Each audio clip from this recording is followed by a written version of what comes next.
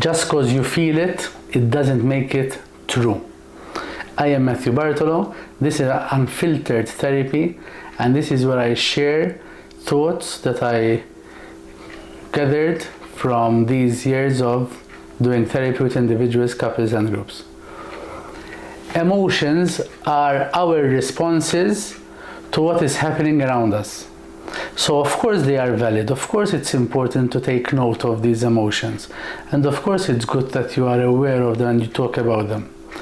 But just because you have a certain feeling about an experience, a situation, doesn't mean that this is exactly how it is. Let me give you an example. Just because you feel that you're a victim of injustice, doesn't mean that factually you are the victim of that situation. It could be that it is your reaction to not getting your way. It is your mini tantrum to not getting your way. So one way of making sure that you are aware of your emotions, but they're not blurring your view of reality, is by fact-checking. Ask yourself, if it were another person going through the same situation, would I feel the same way about them? Ask people you trust. Make sure that you are choosing people to surround you that are honest and are willing to be direct with you and not just feed on more of your emotion. So if you're thinking about your past relationship and you feel that you're a victim of that relationship, can you see pattern in different relationships? If you feel that you are a victim of injustice at work, and you ask your colleagues, you ask people that you trust, do they agree that you're a victim of injustice at work? So it's very important to be aware of your emotion, but fact check.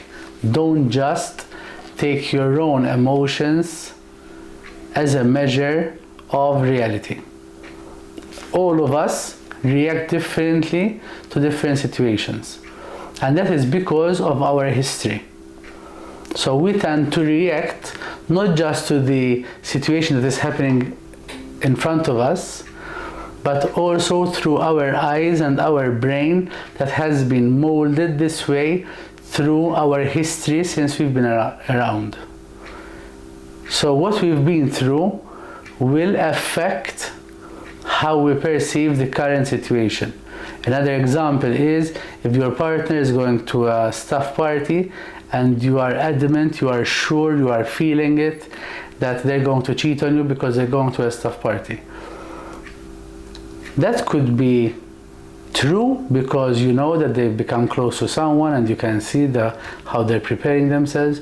Or it could also be because of things that you've heard, things that you've passed through in previous relationships that make you fear staff parties because you heard things about staff parties, or because you got cheated on at a staff party before, or you yourself in previous relationships or the current relationship have cheated during a staff party.